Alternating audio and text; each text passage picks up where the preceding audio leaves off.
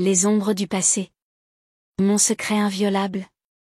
On dit que certains moments vont à jamais, immuables comme des ombres silencieuses, toujours là. 3 ans se sont écoulés depuis ce jour, 3 ans que tout a changé. C'était censé être simple, une sortie à la plage avec mon fils, Henri. Mon mari, Arthur, n'a pas pu venir. Il n'a jamais pu. Le travail passait toujours en premier, et j'y étais habituée. Habituée à être seule. Mais ce jour-là n'était pas normal. Ni ce moment-là, ni maintenant. Nous avons étendu les serviettes de plage. Le soleil était chaud, peut-être trop. Je me suis allongée, enfin libérée du bruit du monde. J'ai demandé à Henri de m'aider à me masser le dos avec de l'huile. Je n'y ai pas réfléchi à 2 fois. C'est mon fils, mon garçon. Pourquoi l'aurais-je fait? Au début, ce n'était rien, juste ses mains sur ma peau. Mais ensuite, je l'ai senti s'enfoncer de plus en plus profondément, et je ne l'ai pas arrêté. Pourquoi ne l'ai-je pas fait? On croit se connaître soi-même, on croit connaître sa famille. Mais il y a toujours un moment qui peut tout bouleverser. Pour moi, c'est arrivé ce jour-là, sur la plage, et je n'ai plus jamais été la même. Arthur et moi étions mariés depuis plus de 10 ans. Si vous demandiez à ceux qui nous connaissaient, ils diraient que nous formions le couple parfait, une belle maison, de beaux enfants, une vie stable. Mais on ne voit les fissures qu'une fois à l'intérieur. On ne perçoit le vide qu'en le vivant. Pendant des années, le travail d'Arthur était son univers. Il travaillait tard le soir, les week-ends, les jours fériés. Je me disais qu'il le faisait pour nous, que ses heures supplémentaires et son dévouement étaient pour la vie qu'il construisait pour notre famille. Mais après si longtemps, cette histoire commence à s'effondrer. À quoi sert une maison s'il n'y a jamais personne? Je suis devenue invisible à ses yeux. Quand il rentrait, il me regardait à peine. Il a arrêté de me demander ce que je voulais, ce dont j'avais besoin. Nous parlions en phrases courtes, surtout des factures, des courses et des enfants. Il aimait Henri et sa petite sœur, disais-je. Mais même avec eux, sa présence était comme une ombre. Il était là, mais pas vraiment. Je m'asseyais souvent à la table en face de lui, me demandant s'il me voyait encore. Ce matin-là, je me souviens d'être dans la cuisine tandis qu'Arthur se précipitait vers la porte. Il a attrapé sa serviette, le haut de sa tête, et m'a regardé une seule fois. Désolé, Freya, je ne peux pas venir aujourd'hui. Il y a un problème au travail. Je n'ai même pas discuté.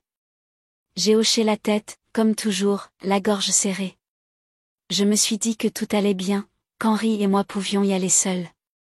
Henri avait 18 ans à l'époque. Il était grand, dégingandé, avec les mêmes yeux marrons que son père, mais un visage plus doux. Il n'a pas dit grand-chose, même quand je lui ai dit que nous serions juste tous les deux. Je crois qu'il s'était habitué à ce que son père s'en aille aussi. Il a simplement haussé les épaules, a pris les sacs et m'a suivi jusqu'à la voiture. Je l'ai regardé, assis sur le siège passager, écouteurs sur les oreilles, regardant par la fenêtre comme tous les adolescents. Je n'ai pas pu m'empêcher de sourire. Il grandissait si vite, et parfois, je me demandais si, en clignant des yeux, je le perdrais aussi. Le trajet jusqu'à la plage était interminable. Mon esprit s'est égaré, comme toujours, vers Arthur. J'ai repensé à tout ce qu'on faisait ensemble, soirée cinéma, longue promenade, escapade nulle part, juste pour le plaisir. J'ai repensé à sa façon de me regarder, à la façon dont ses yeux s'illuminaient quand il me voyait. Je n'avais pas eu ça depuis des années. Je n'avais rien. J'étais tellement fatiguée d'être invisible. On est finalement arrivé, et Henri m'a aidé à porter les sacs jusqu'à un endroit tranquille près de l'eau. J'ai étalé les serviettes pendant qu'il installait le parasol. Je ne sais pas pourquoi, mais j'ai soudain ressenti le besoin de lui parler. Peut-être parce qu'il était le seul là, ou peut-être que j'avais juste besoin que quelqu'un m'entende. C'est agréable de sortir, non, ai-je dit, en essayant d'avoir l'air enjoué. Il a simplement hoché la tête, en repoussant ses cheveux de la main. Mouais. Je me suis allongée sur la serviette, la chaleur du soleil pénétrant ma peau. Je suis restée immobile un instant, me laissant aller, comme si j'essayais de me libérer du poids des dernières années, ne serait-ce que pour 1 heure. Mais soudain, je me suis souvenu de l'huile. Je me suis tournée vers Henri. « Peux-tu m'aider à me la passer dans le dos ?» ai-je demandé. « Je n'y arrive pas moi-même. » Il m'a regardé une seconde, presque hésitant, avant de prendre la bouteille des mains. Je me suis allongée face contre terre sur la serviette et j'ai attendu. La première touche était douce, prudente. Ses mains étaient hésitantes, comme s'il ne voulait pas me faire mal. Je souriais intérieurement, car cela me rappelait quand il était petit, quand il me tenait la main pour traverser la rue. Ses mains étaient si petites à l'époque. « Tu peux appuyer un peu plus fort », dis-je d'une voix étouffée. « Ce n'est pas grave. » Il écouta, et ses mains devinrent plus fermes tandis qu'il étalait l'huile sur mes épaules et dans mon dos. Je fermai les yeux, essayant de me concentrer sur son rythme. Un instant, je me laissai savourer. Cela faisait si longtemps que personne ne m'avait touché, et cette pensée me frappa plus fort que je ne voulais l'admettre. Mais alors, ses mains glissèrent plus bas, prudemment, le long de la courbe de mon dos. Mon souffle se bloqua, mais rien ne sortit. Mon esprit s'emballa, mais je restais silencieuse. Je me suis dit que ce n'était rien, qu'il m'aidait juste, que j'imaginais des choses. Mais ce n'était pas le cas. Ses mains sont restées là un instant, près du bord où ma serviette s'arrêtait. J'ai hésité. J'aurais pu l'arrêter. Et au lieu de cela, j'ai dit, ce n'est rien. Tu peux frotter là aussi. Les mots sont restés en suspens, comme quelque chose de toxique, et dès qu'ils ont quitté ma bouche, j'ai su que je ne pouvais plus revenir en arrière. Henri n'a rien dit. Il ne s'est pas arrêté non plus. J'ai serré les yeux, et ses mains sont allées plus bas que prévu. Mon cœur battait si fort que j'ai cru qu'il pouvait l'entendre. J'aurais voulu me redresser, lui dire d'arrêter, mais je ne l'ai pas fait. Je ne pouvais pas. J'ai laissé faire. Même maintenant, je ne sais pas pourquoi. Peut-être était-ce la solitude. Peut-être étais-je trop désespérée, même si c'était mal. Ou peut-être que je m'en fichais tout simplement point ce jour-là, sur la plage, tout en moi s'est brisé, et plus rien ne serait jamais comme avant. Si tu es arrivé jusqu'ici dans l'histoire, merci de m'avoir suivi. Je sais que ce n'est pas facile à entendre, et j'apprécie ton écoute. Si tu trouves cette histoire intéressante ou si tu penses que quelqu'un pourrait s'identifier à ce que je partage, prends un moment pour aimer et t'abonner. Ça m'aide vraiment à continuer à partager des histoires comme celle-ci, et ça me permet de savoir que je ne suis pas seule. Bon, revenons à l'histoire. Après cette journée à la plage, quelque chose a changé. Je ne pouvais pas l'ignorer. La façon dont je voyais Henri, le regard qu'il me portait après, ce n'était pas juste un regard fugace, c'était constant. Chaque fois que nos regards se croisaient, il y avait quelque chose de différent en lui. Quelque chose que je ne voulais pas nommer, mais que je ne pouvais ignorer. J'ai essayé de l'enfouir. Quand nous sommes rentrés à la maison ce soir-là, j'ai fait tout ce que j'ai pu pour agir normalement. J'ai préparé le dîner, demandé à Henri comment allait l'école, plié le linge tard dans la nuit, les mains tremblantes. Je n'arrêtais pas de me repasser tout ce qui s'était passé, ses mains, sa façon de s'attarder, la tension dans les miennes. Je me détestais pour ça, et je le détestais de m'avoir fait penser à mon propre fils. Arthur ne remarqua rien. Il rentra tard, comme d'habitude, le visage fatigué. Notre mariage, par habitude, n'était plus qu'un fantôme de ce qu'il était. Une longue journée, demandai-je, espérant une conversation. Il grogna et s'éloigna déjà à mi-chemin du salon. C'était toujours comme ça, sa présence comme une arrière-pensée, et de nouveau, j'étais invisible. Cette nuit-là, je restais allongée dans mon lit, les yeux fixés au plafond, tandis qu'Arthur ronflait doucement. La maison était silencieuse, mais pas mon esprit. Je ne pouvais m'empêcher de penser à Henri, ses mains, son regard. Je savais que c'était mal. Je savais que je devais arrêter quoi que ce soit avant que ça n'aille plus loin. Mais il y avait une autre part de moi, quelque chose de sombre, de solitaire, qui voulait tenir bon, qui avait soif d'attention, d'être vu. Les jours passèrent, et Henri ne dit rien, mais son silence était plus éloquent que les mots. Il ne m'évitait pas. Pas exactement. Au contraire, il restait plus près. Je l'ai surpris à m'observer quand je cuisinais, quand je faisais le ménage, quand je m'asseyais seule sur le canapé le soir, et je le laissais faire. Je ne l'ai pas arrêté. Je ne me suis pas arrêtée. Puis vint le week-end suivant. Il faisait à nouveau chaud, et la maison était étouffante. Arthur était parti travailler tard, me laissant seule avec Henri, comme avant. Je lui ai demandé s'il voulait retourner à la plage, juste tous les deux. Je ne sais pas pourquoi je l'ai fait. Peut-être que je pensais que sortir me viderait la tête. Peut-être que je voulais me tester, voir si je pouvais tout repousser. Le trajet fut silencieux cette fois.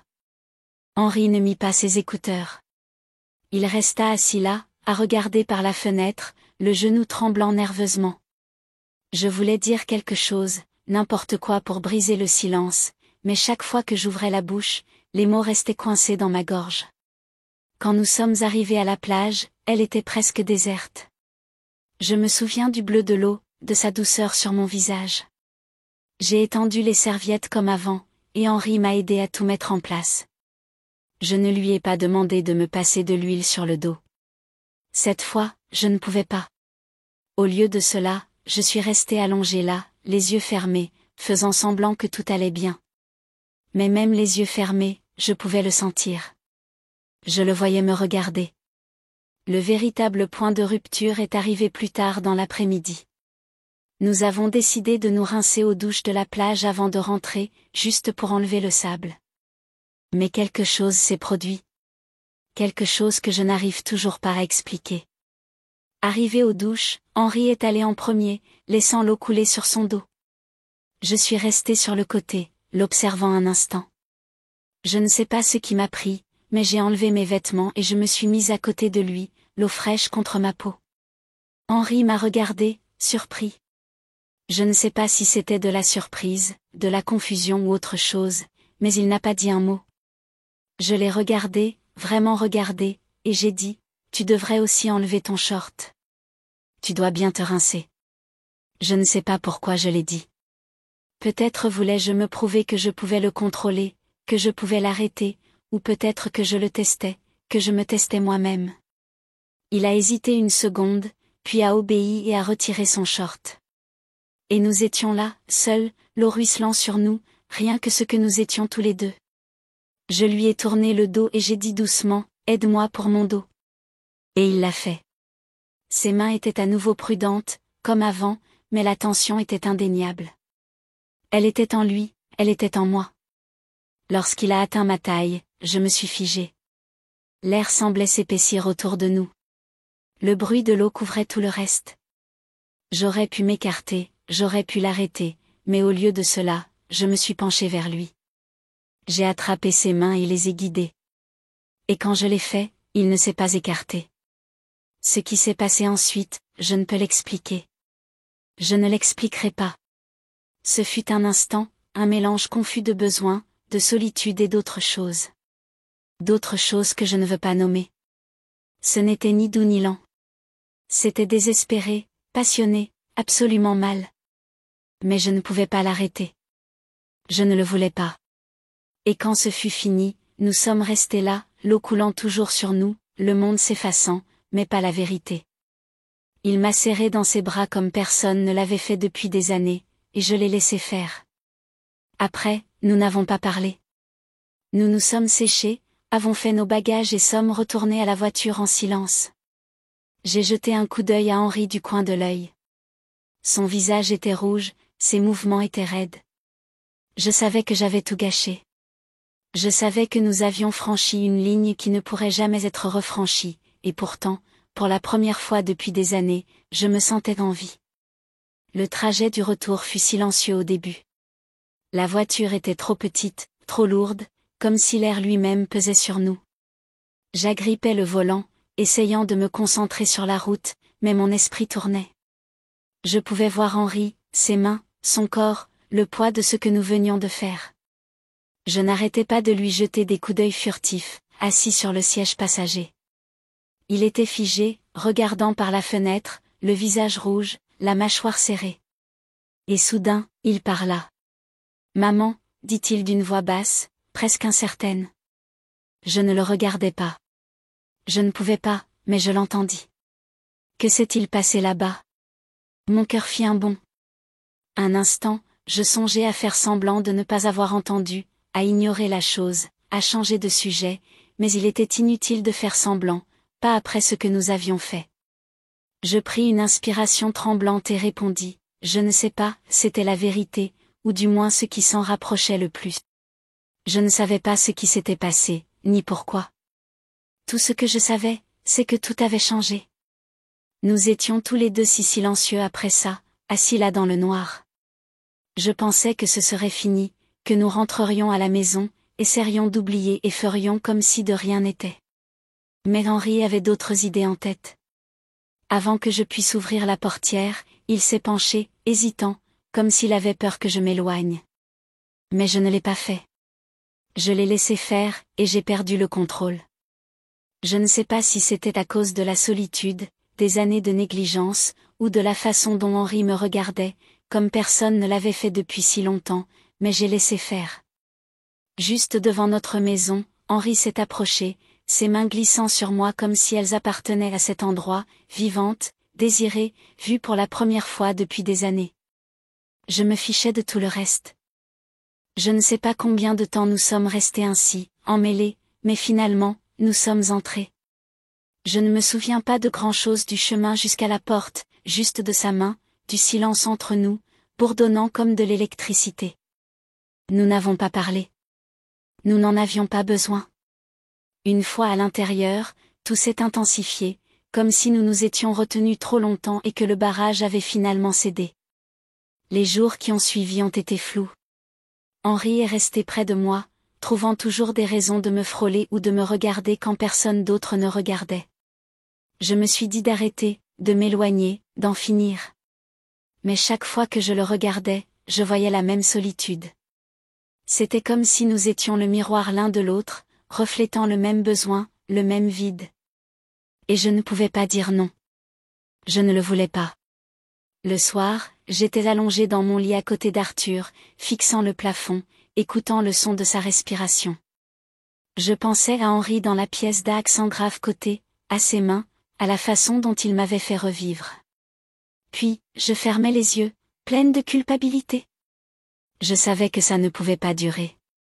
Je savais que c'était mal, mais je ne pouvais pas m'arrêter. La tension entre nous s'intensifiait de jour en jour, jusqu'à ce qu'elle explose. Un soir, il était tard. Arthur était de nouveau au travail. La maison était silencieuse, et Henri et moi étions dans la cuisine. Je faisais la vaisselle pour essayer de me distraire quand je l'ai senti derrière moi. Je me suis retournée, et il me regardait, comme il l'avait fait sur la plage. Henri, dis-je doucement, essayant de le prévenir, mais il ne s'arrêta pas. Il s'approcha. Maman, murmura-t-il, je ne peux pas arrêter de penser à toi. Je me figeai. Mon cœur battait si fort que je crus qu'il allait éclater. Je voulais lui dire d'arrêter, de retourner dans sa chambre, de me laisser tranquille, mais je ne le fis pas. Au lieu de cela, je le regardai et lui dis la seule chose que je n'aurais pas dû dire, je ne peux pas m'arrêter non plus. Et c'était tout. C'est à ce moment-là que tout s'écroula. Henri s'approcha encore, plus fort cette fois, désespéré. Et je lui rendis son geste. Je me fichais que ce soit mal. Je me fichais d'Arthur, ni de la vie que nous avions construite. Tout ce qui comptait, c'était lui, Henri, mon fils. La seule personne qui faisait comme si je comptais. Les choses n'ont plus jamais été normales depuis ce jour sur la plage. En fait, je ne suis pas sûre que ça le sera à nouveau. Henri et moi, ça ne peut pas être défait, même si j'essaie de me convaincre du contraire. Ce qui a commencé comme un moment de faiblesse est devenu quelque chose de plus grand, quelque chose que je ne peux pas contrôler. La culpabilité est là, lourde, constante, mais elle ne m'arrête pas. Et c'est ce qui m'effraie le plus. Je regarde mon mari, Arthur, et ma fille au quotidien, et je me demande comment ils ne le voient pas, comment ils ne remarquent pas les fissures qui se creusent au sein de notre famille. Peut-être qu'il est trop plongé dans sa propre vie pour me voir déraper, ou peut-être que j'ai appris à le cacher. Mais au fond, je sais que ça ne peut pas durer éternellement. Les secrets ont une façon de finir par éclater, et quand ils le font, les conséquences détruisent tout. J'ai essayé d'arrêter. Je me suis dit encore et encore que c'était mal, qu'Henri méritait mieux, que je méritais mieux. Mais chaque fois qu'il me regarde comme si j'étais la seule personne au monde, je me perds. Il me rend vivante comme je ne l'ai jamais été depuis des années, peut-être même jamais. Et c'est la vérité avec laquelle je dois vivre. Je ne sais pas comment arranger ça. Je ne sais pas si je peux y arriver. Et c'est pourquoi je partage mon histoire avec vous. Peut-être que quelqu'un a une réponse, une solution à laquelle je n'ai pas pensé. Peut-être pouvez-vous m'aider à sortir de ce pétrin que j'ai créé avant qu'il ne soit trop tard. Si vous avez des conseils, si vous avez vécu une situation similaire ou si vous connaissez quelqu'un qui l'a vécu, n'hésitez pas à me les communiquer. Et si ce n'est pas le cas, laissez ceci vous guider vers des endroits où vous n'auriez jamais pensé aller. Ne vous laissez pas perdre comme moi. Ne laissez pas votre monde s'écrouler avant de réaliser ce qui se passe. Car une fois cette limite franchie, il n'y a plus de retour en arrière.